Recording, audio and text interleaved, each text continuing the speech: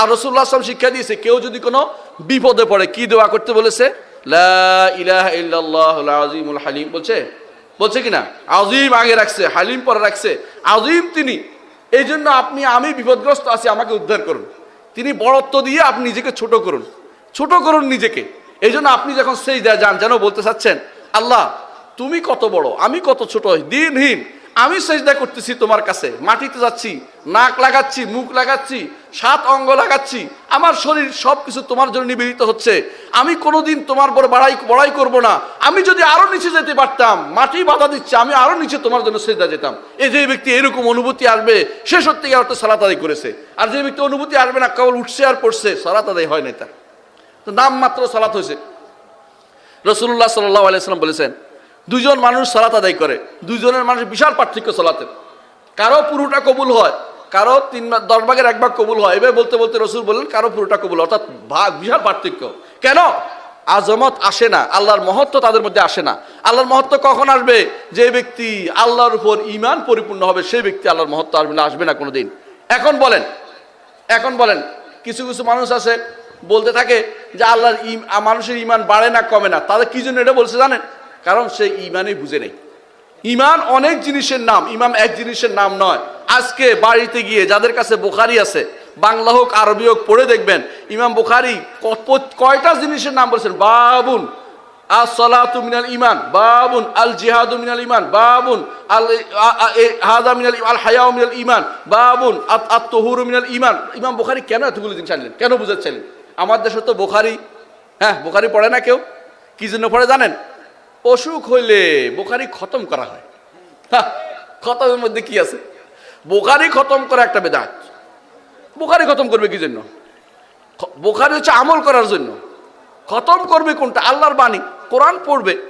তাও কোরআন পড়ে অসুখের জন্য না, কোরআন পড়বে হেদায়েত লাভের জন্য।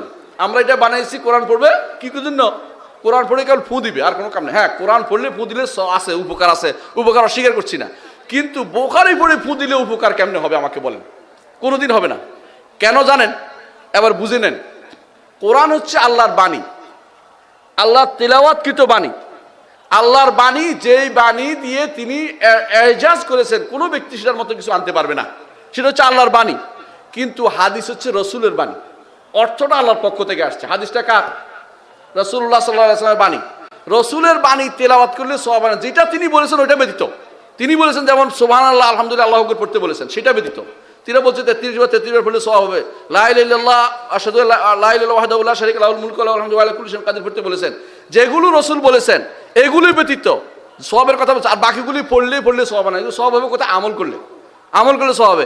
আপনি বুখারী খতম করেন সারা জীবন, বুখারী খতম করছেন, আমলের দিক থেকে কোনো খবর নাই। বুখারী কি জন্য অধ্যায় রচনা করলেন? কেন তিনি তাওহীদের কথা বললেন? কেন তিনি আল্লাহর আসমা সিফাতের কথা তার মধ্যে উল্লেখ করলেন বারবার? এটা কেউ কোনোদিন চিন্তা করে দেখে না। অনেক মানুষ আছে আমাদের দেশে বুখারী পড়ে, ইমাম বুখারীর কিতাবুত তাওহীদ পড়ে, কিতাবুত তাওহীদের অর্থ বুঝে না। ইমাম বুখারী রাহমাতুল্লাহ আলাইহি কিতাবুত তাওহীদের মধ্যে এভাবে আনছেন, বাবুন অধ্যায়, কিসের অধ্যায়? আল আইনু আমিন সিফাতিল্লাহ, আল্লাহর সিফাতের মধ্যে হচ্ছে চোখ। তারপর তিনি হাদিস আনছেন, বাবুন আল ইয়াদু মিন সিফাতিল্লাহ, আল্লাহর সিফাতের মধ্যে হচ্ছে হাত। তারপর তিনি হাতের দলিল আনছেন, বাবুন। এইভাবে তিনি একটা করে আল্লাহর সিফাতগুলি স্বীকার করে নিয়েছেন। অথচ আজ যদি কোনো আপনি যান কোথাও, যে বুখারী তো এটা বলছে, আপনাকে তো খারাপ বলবে, আমাকেও খারাপ বলবে, এবং সবাইকে খারাপ বলতে আরম্ভ করবে, মুসাব্বিহা, কব দেহবাদী, কব এই বাদী, তবু সেই বাদী। অথচ এটা হচ্ছে আহলুস সুন্নাত ওয়াল জামাতের আকীদা, এটা সালফে সালেহিনের আকীদা। এটার মধ্যে কেউ যদি ভুল করে তার আকীদা শুদ্ধ হয় নাই। এখন পর্যন্ত তারা ভুলের মধ্যে নিপতিত রয়েছে। এদের অধিকাংশই জাহমি আকীদায় বিশ্বাসী, কিন্তু তারা নিজেরা জানে না যে কোন আকীদা তারা বিশ্বাস করছে। যদি সত্যি ইমাম বুখারী খতম করতে আপনাদের ইচ্ছা হয়, ইমাম বুখারীকে একটু পড়ুন, তার হাদিসটা পড়ুন, আমল করুন। আমল করলে যদি কোনো আমল করতে আমার মাযহাব বাধা দেয়, মনে রাখবেন আকীদার ক্ষেত্রে কোনো মাযহাবী বিরোধ কোনোদিনই ছিল না। ইমাম বুখারী রাহমাতুল্লাহ আলাইহি এইটা জানেন ভালো করেই, আকীদার ক্ষেত্রে মাযহাবের কোনো বিরোধ ছিল না। আবু হানিফা রাহমাহুল্লাহ, মালিক, শাফিঈ, আহমদ সবাই আকীদার ক্ষেত্রে এক ছিল। আকীদার ক্ষেত্রে তাদের 3টি মত ছিল না, কিন্তু পরবর্তীরা সেটাকে ভাগ করেছে। এই জন্য আমার একটা গ্রন্থ আছে, পারলে কিনে নেবেন, রহমান আরশের উপর উঠেছেন। এই বইটা পড়বেন, এটা আকীদার একটা মৌলিক জিনিস আমি রচনা করে ইচ্ছা করে জমা করেছি, আমি তো আর নিজের পক্ষ থেকে লিখি নাই, কোরআন সুন্নাহ সাহাবায়ে কেরাম তাবেঈন আইম্মা মুজতাহিদিনের কথা থেকে এটা এনেছি। আপনারা পড়ে দেখবেন, যদি ভুল আপনাদের কাছে প্রমাণিত আমাকে চিঠি লিখবেন যে এটা আমি ভুল তথ্য দিয়েছি। আমি যদি সেটা কোরআন সুন্নাহ থেকে এনে থাকি, সাহাবায়ে কেরামের মত এনে থাকি, তাবেঈনদের মত এনে থাকি, আইম্মা আরবার মত এনে থাকি এবং মুহাদ্দিসিনদের মত এনে থাকি, তাহলে আপনাকে সেটা মানতেই হবে, কারণ এটা হচ্ছে আমাদের পূর্বসূরি, আমাদের পূর্বসূরি এরা। আপনি যদি বলেন যে আমি আবু হানিফাকে মানি না, শাফিঈকে মানি না, মালিককে মানি না, আহমদ ইবনে হাম্বলকে মানি না, আপনি কার কথা শুনবেন? আপনি কার কথা শুনলেন? আপনি কারো কথাই মানেন নাই।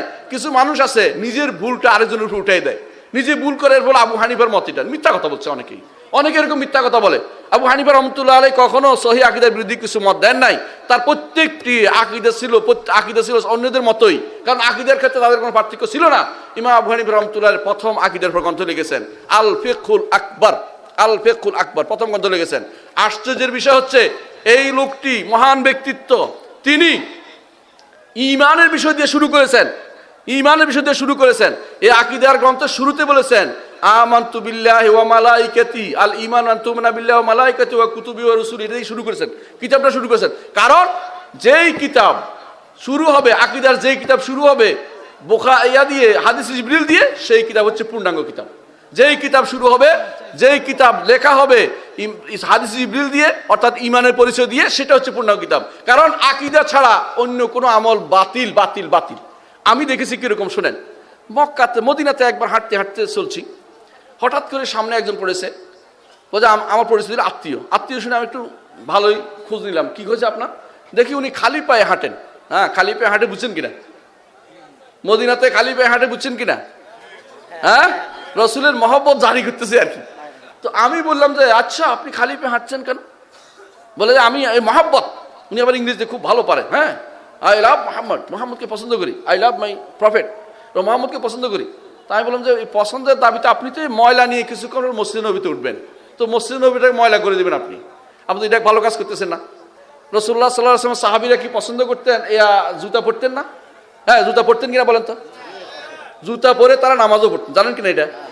কারণ মসজিদ নবীতে তখন নিচে ছিল না, এরকম স্টাইলস করা ছিল না, তো এত সুন্দর ছিল না, মাটি ছিল ভাই, সেখানে বৃষ্টি হলে কাদা পড়তো। রাসূলুল্লাহ সাল্লাল্লাহু আলাইহি ওয়াসাল্লাম তিনি লাইলাতুল কদরের রাত্রিতে সালাত আদায় করছেন, রসুলের নাকে আর মাথায় কাদা লেগে আছে। সাহাবী বলতেছেন আমি যেন তাকিয়ে আছি রসুলের দিকে, সাজদার দাগ এখনো দেখা যাচ্ছে, কারণ সেখানে কোনো বিছানা ছিল না, এত কার্পেট ছিল না, তো সেখানে তারা জুতা দিয়ে সালাত আদায় করেছেন। প্রমাণ হচ্ছে একবার রসুল সালাত আদায় করতেছিলেন, এমন সময় জিবরিল আমিন এসে বললেন যে ইয়া রাসূলুল্লাহ, আপনার জুতা খুলে পেলেন, জুতার মধ্যে ময়লা। তিনি জুতা খুলে সালাত আদায় করলেন, এটা প্রমাণ হলো না জানলে সালাত হয়, এটা প্রমাণ করলো এখানে। বাকিটা উনি কিন্তু আবার শুরু করেন না সালাত। তো কি করলেন এরপরে শোনেন একটু, এরপরে কি করলেন, ওইদিকে তাকাইয়া আমার দিকে তাকান, শোনেন।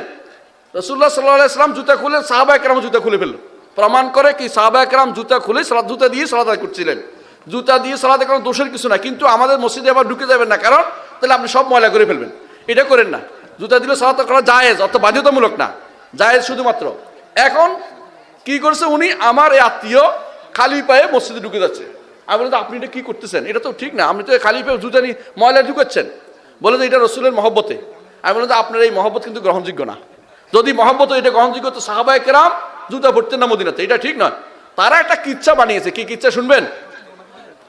ইমাম মালিক নাকি 30 দিনে একবার বাথরুমে যাইতেন, নাউজুবিল্লাহ। আর তিনি নাকি মদিনার আশেপাশে কোথাও বাথরুম করতেন না, একেবারে মদিনার হারাম এলাকার বাইরে যাইয়া বাথরুম সেরে আসতেন।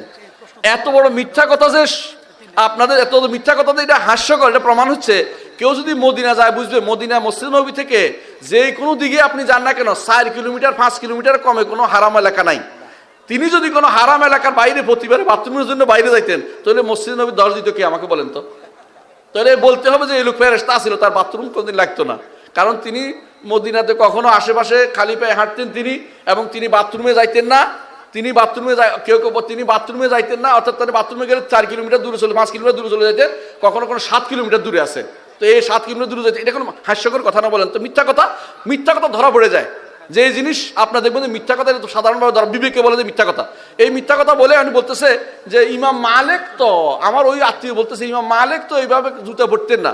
আমি ইমাম মালিকের আগে বহু মালিক চলে গেছে, মালিক তো তাবেঈর ছাত্র, ইমাম মালিকের আগে সাহাবী গেছে, তাবেঈনরা গেছে, ওরা কেউ দিনটা শিখাইতে পারে না। ইমাম মালিকের কথা আপনি মিথ্যাচারটা কেন করলেন? ইমাম মালিকের উপরে এটা একটা মিথ্যাচার, এটা কোনোদিনই ছিল না। জুতা পরে আপনি ঢুকেন মসজিদে, উনি বললেন যে এক হবে না, তুমি তো ওহাবি হয়ে গেছো। আমি তো ওহাবি না, তুমি তো নিশ্চয়ই বিশ্বাস করো যে রসুল গায়েব জানেন না। হ্যাঁ, রসুল গায়েব জানেন না তো। অথচ তিনি, আমি দেখেছি রাতের বেলা উঠে তাহাজ্জুদ পড়তেন, সারা রাত ধরে নামাজ পড়তেন। তার কি নামাজ কবুল হবে? যেই ব্যক্তি বিশ্বাস করবে রসুল গায়েব জানবে, তার যত ইবাদত কিছু কোনো কাজে লাগবে না, কোনো কাজে লাগবে না। যে ব্যক্তি মনে করবে আল্লাহ সব জায়গায় আছে, তার যত ইবাদত করে কোনো কাজে লাগবে না, তার পিছনে সালাত হবে না।